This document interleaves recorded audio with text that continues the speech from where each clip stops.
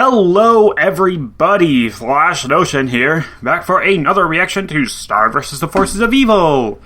And today we're taking a look at episodes 5 and 6 of Season 2.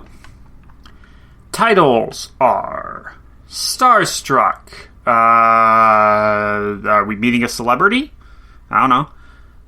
Camping trip. I mean, you can't get much more obvious than that. Star sitting.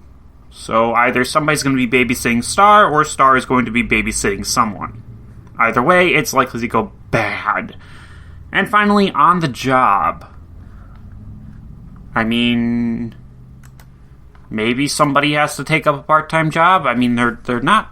I guess they're 14. Is that old enough to start work? I think it is. Teenagers should not have to go to work. But, whatever. Yeah.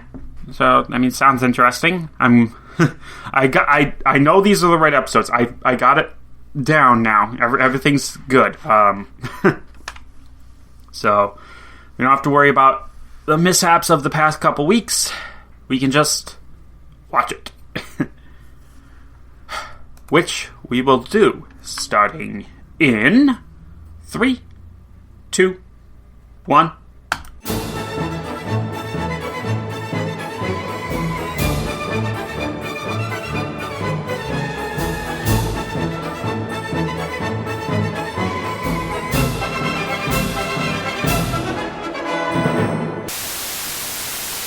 Okay, that's long enough of a pause.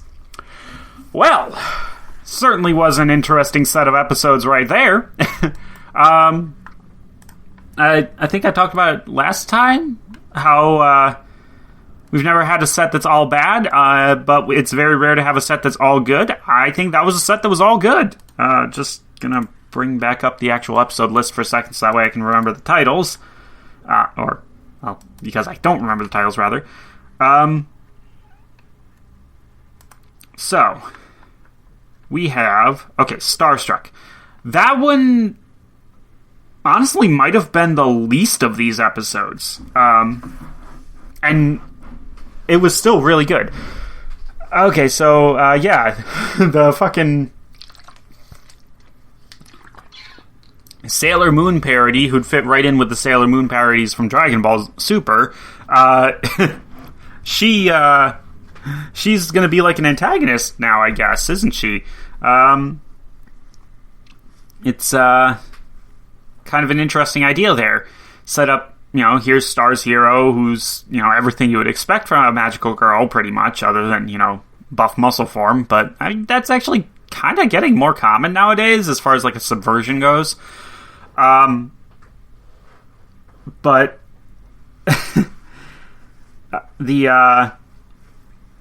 you set that up, and then you show off that, it's not just that she's crazy, she's actually, kind of bad, terrible, like a colonist and whatnot. So, like, or colonizer, I guess is the right word. So yeah, that's right.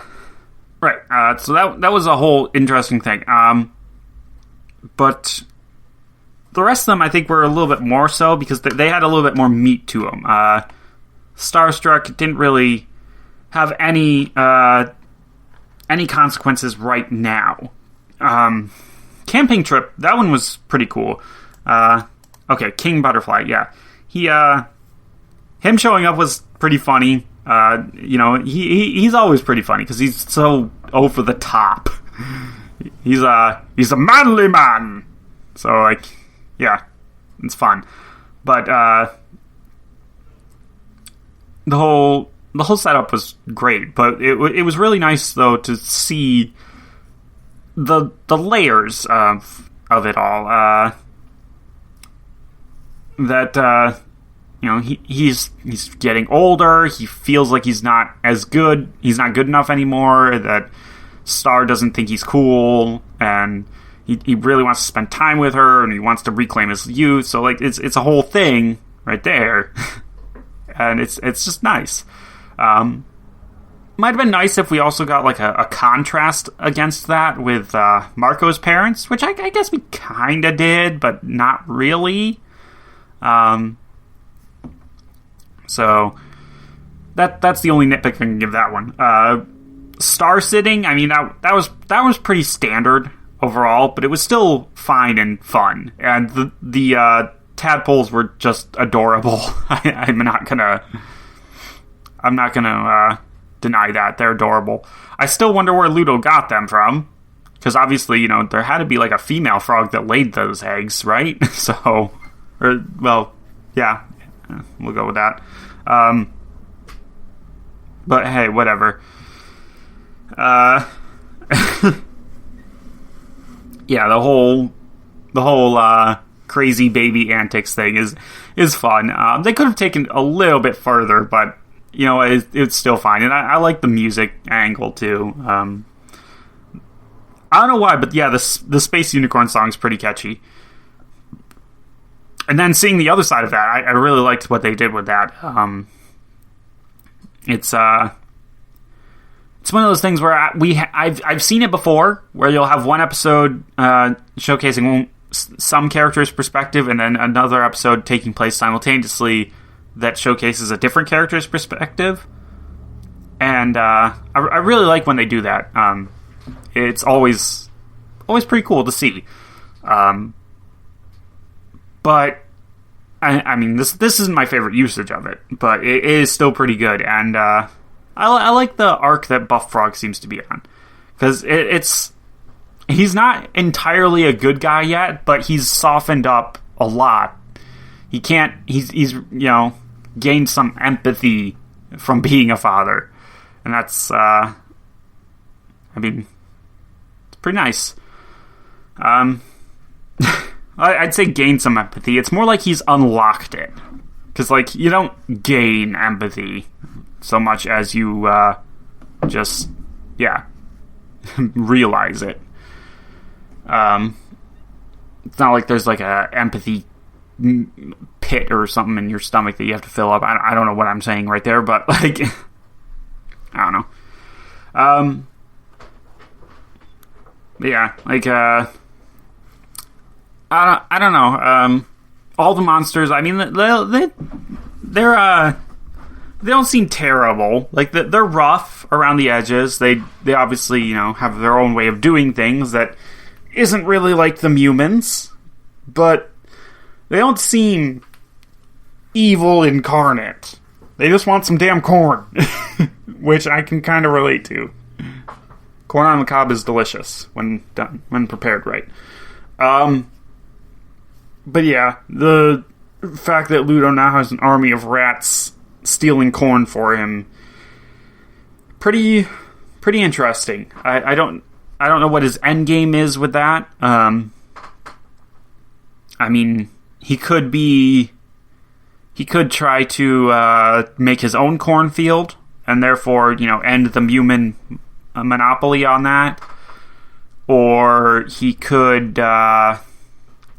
just steal all of it and hoard it for himself, or he could use it to like bribe the monsters into working for him again. Who knows? There's a couple different routes they could go down with that, but just nice to see Ludo working in the background, doing things, that sort of stuff. I like the touch that he obviously used the wand, or like his half of the wand, to blast that hole there. So yeah, it's really cool, and yeah, just a great set. Best set in a while, actually. So, I mean, yeah, just none of these four, I'm going to call them chapters. The 4 chapters of these 2 episodes were all really good. So, there we have it. Star Versus. And, yeah, it was pretty cool. Wait. Interesting. There's a guest star on here.